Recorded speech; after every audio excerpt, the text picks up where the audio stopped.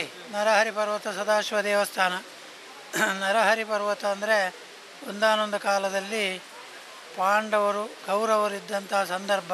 ಆ ಸಂದರ್ಭದಲ್ಲಿ ಪಾಂಡವರಿಗೆ ಯಾವುದೇ ರೀತಿಯ ರಾಜ್ಯಭಾರ ಇಲ್ಲದಿರುವಾಗ ಅವರು ಶ್ರೀಕೃಷ್ಣ ಪರಮಾತ್ಮ ಅವರಲ್ಲಿ ಇದು ಧರ್ಮದ ಉಳಿವಿಗೋಸ್ಕರ, ಧರ್ಮದ ರಕ್ಷಣೆಗೋಸ್ಕರ ಯುದ್ಧ ಮಾಡಬೇಕು, ಯುದ್ಧ ಮಾಡಿ ಧರ್ಮವನ್ನು ಉಳಿಸಬೇಕು ಅಂತ ಹೇಳುವಾಗ ಧರ್ಮರಾಯ ಹೇಳಿದ್ದೇನು, ನಮಗೆ ಆ ಪಾಪ ಕರ್ಮಗಳ ಕೆಲಸ ಬೇಡ, ಪಾಪ ತಟ್ಟಿಕೊಂಡ್ರೆ ನಮಗೆ ಯಾವ ರಾಜ್ಯಭಾರವೂ ಅಗತ್ಯ ಇಲ್ಲ, ರಾಜ್ಯಭಾರದ ಉದ್ದೇಶಕ್ಕಾಗಿ ನಾವು ಯುದ್ಧ ಮಾಡಲಿಕ್ಕೆ ತಯಾರಿಲ್ಲ.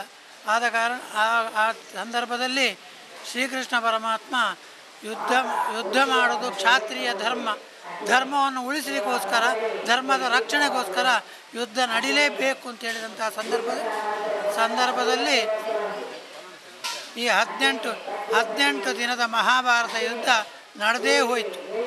ಅದರ ನಂತರ ಈ ಸುತ್ತಿಕೊಂಡ ಪಾಪ ವಿಮೋಚನೆಗೋಸ್ಕರ ಶ್ರೀಕೃಷ್ಣ ಪರಮಾತ್ಮ ಇಡೀ ಭಾರತ ಯಾತ್ರೆ ಮಾಡಿದಂಥ ಸಂದರ್ಭದಲ್ಲಿ ಉತ್ತರ ಭಾರತವನ್ನೆಲ್ಲ ಮುಗಿಸಿ ದಕ್ಷಿಣದ ಭಾರತದತ್ತ ಬಂದಾಗ ಈ ಗುಡ್ಡದ ಮೇಲೆ ಒಂದು ರಾತ್ರಿ ನಿಂತಿದ್ದರು.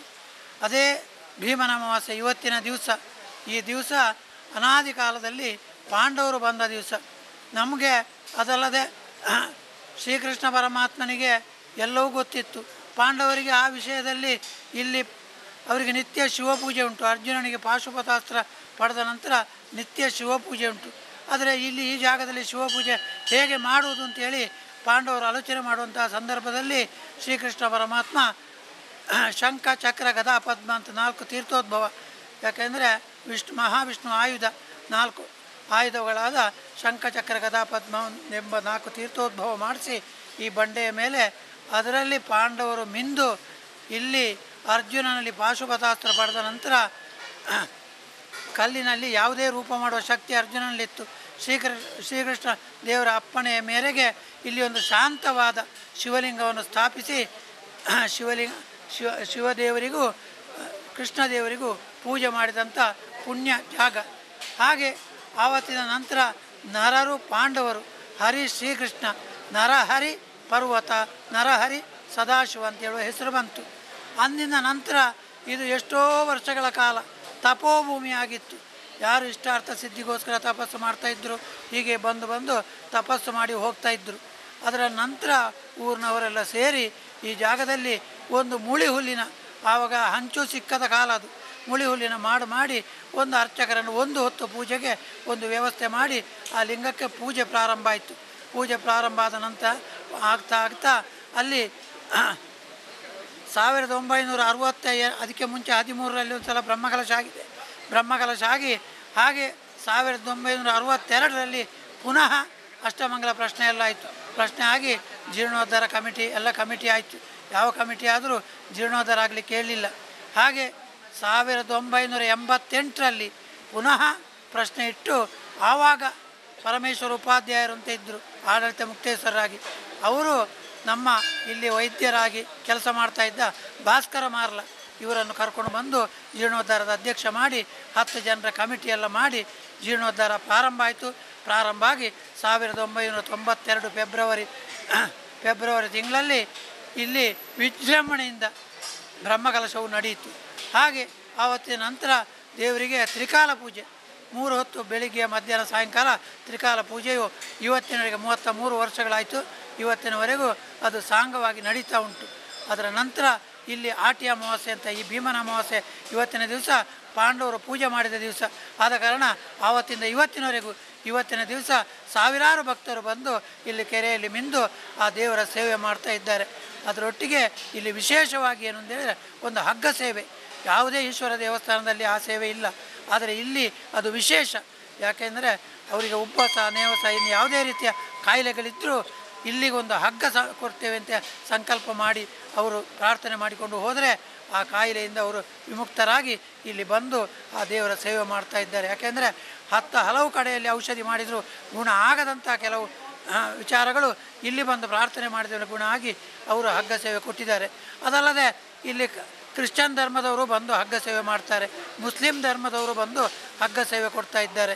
ಯಥಾಶಕ್ತಿ ಎಲ್ಲರಿಗೂ ಈ ಕ್ಷೇತ್ರದಲ್ಲಿ ಆ ಸೇವೆ ಬಹಳ ವಿಶೇಷವಾದಂಥ ಸೇವೆ. ಇನ್ನು ಇನ್ನು ಒಂದು ತಿಂಗಳಲ್ಲಿ ಶ್ರಾವಣದ ಅಮಾವಾಸ್ಯೆ ಅಂತ ಬರ್ತದೆ. ಶ್ರಾವಣದ ಅಮಾವಾಸ್ಯೆಯು ಹಾಗೆ ಇಲ್ಲಿ ತೀರ್ಥ ಸ್ನಾನ ವಿಶೇಷ. ಅದರ ನಂತರ ಕಾರ್ತಿಕ ತಿಂಗಳಲ್ಲಿ ಕಾರ್ತಿಕ ಮಾಸದಲ್ಲಿ 4 ಸೋಮವಾರ 5 ಸೋಮವಾರ ಬರ್ತದೆ. ಅದರಲ್ಲಿ ಹೆಚ್ಚಾಗಿ 4 ಬರುವುದು.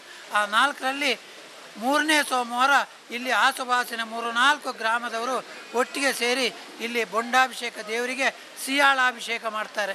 ಹಾಗೆ ಅದರ ನಂತರ ಕಡೆ ಸೋಮವಾರದ ಮುನ್ನಾ ದಿವಸ ರಾತ್ರಿ ಇಲ್ಲಿ ಲಕ್ಷದೀಪ ನಡೆದು ಮರುದಿನ ಉತ್ಸವ ಅಂತ 2 ದಿನಗಳ ಉತ್ಸವ ದೇವರಿಗೆ. ಬೇರೆ ಯಾವುದೇ ಉತ್ಸವಗಳಿಲ್ಲ, 2 ದಿನದ ವಿಶೇಷ ಉತ್ಸವಗಳು ನಡೀತದೆ. ಅದರ ನಂತರ ಪ್ರತಿಷ್ಠಾಪನಾ ದಿನ ಬ್ರಹ್ಮಕಲಶ ಆಗುವಾಗ ಫೆಬ್ರವರಿ 12ಕ್ಕೆ ಬ್ರಹ್ಮಕಲಶ ಆದ್ದು, ಫೆಬ್ರವರಿ 9ಕ್ಕೆ ದೇವರ ಪ್ರತಿಷ್ಠೆ ಆದ್ದು. ಹಾಗೆ ಆ ಫೆಬ್ರವರಿ 9ಕ್ಕೆ ಪ್ರತಿ ವರ್ಷ ದೇವರಿಗೆ ಶತರುದ್ರಾಭಿಷೇಕಾದಿ ವಿಶೇಷ ಕಲಶಾಭಿಷೇಕ ಮಾಡಿ ದೇವರ ಪೂಜೆ ನಡೀತದೆ. ಅದರ ನಂತರ ಶಿವರಾತ್ರಿಗೆ ಹಲವು ಕಡೆಯಲ್ಲಿ ಇದ್ದಾಗೆ ಇಲ್ಲಿಯೂ ಹಾಗೆ ಎಲ್ಲರೂ ತೀರ್ಥ ಸ್ನಾನ ಮಾಡಿ ಆ ದೇವರ ವಿಧದ ಸೇವೆಗಳನ್ನು ಮಾಡಿ ಪುನೀತರಾಗ್ತಾ ಇದ್ದಾರೆ. ಮತ್ತು ಯಾವುದೇ ಒಂದು ನಮ್ಮ ಆಟಿ ಅಮಾವಾಸ್ಯೆ ಆಗಲಿ, ಶ್ರವಣ ಅಮಾವಾಸ್ಯೆ, ಕಾರ್ತಿಕ ಸೋಮವಾರಗಳಾಗಲಿ, ಅದರಲ್ಲಿ ವಿಶೇಷವಾಗಿ ಮಧ್ಯಾಹ್ನ ಯಾರೆಲ್ಲ ಇರ್ತಾರೆ ಅವರಿಗೆ ಅನ್ನದಾನದ ಸೇವೆಯು ನಡೀತಾ ಉಂಟು. ಅದೆಲ್ಲ ಭಕ್ತರಿಂದಲೇ ನಡೆಯುವುದು. ಎಲ್ಲ ಭಕ್ತರ ಸಹಕಾರದೊಂದಿಗೆ ಈ ಸೇವೆಗಳೆಲ್ಲ ನಡೀತಾ ಉಂಟು.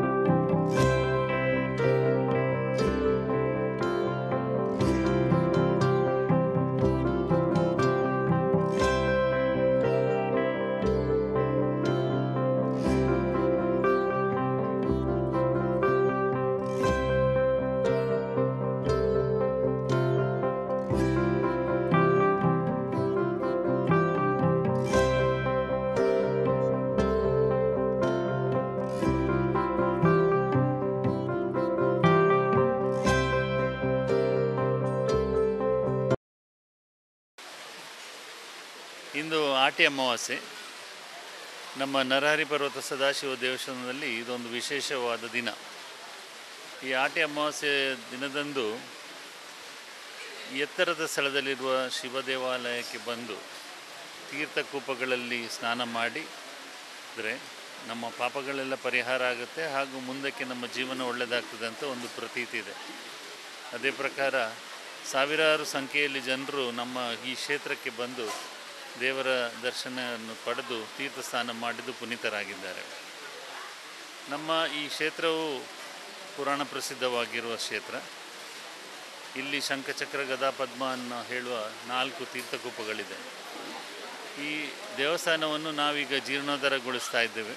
ಸುಮಾರು 6 ಕೋಟಿ ವೆಚ್ಚದಲ್ಲಿ ಈ ನಮ್ಮ ದೇವಸ್ಥಾನವನ್ನು ಜೀರ್ಣೋದ್ಧಾರಗೊಳಿಸಿ ಒಂದು ಸುಂದರವಾದ ಒಂದು ದೇವಾಲಯವನ್ನು ಮಾಡಬೇಕು ಅಂತ ನಾವು ಇದ್ದೇವೆ.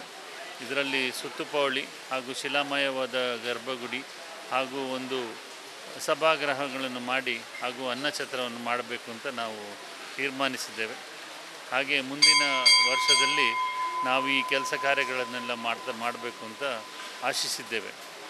ತಾವೆಲ್ಲರೂ ಭಕ್ತರು ಬಂದು ಈ ಕ್ಷೇತ್ರವನ್ನು ಒಂದು ನೋಡಿ ದೇವರ ಒಂದು ಸನ್ನಿಧಾನಕ್ಕೆ ಬಂದು ದೇವರ ಕೃಪೆಗೆ ಪಾತ್ರರಾಗಿ ಜೀರ್ಣೋದ್ಧಾರ ಕಾರ್ಯಕ್ರಮಗಳಲ್ಲಿ ಕೂಡ ಭಾಗಿಯಾಗಬೇಕು ಅಂತ ತಮ್ಮಲ್ಲಿ ಕೇಳ್ಕೊಳ್ತಾ ಇದ್ದಾರೆ.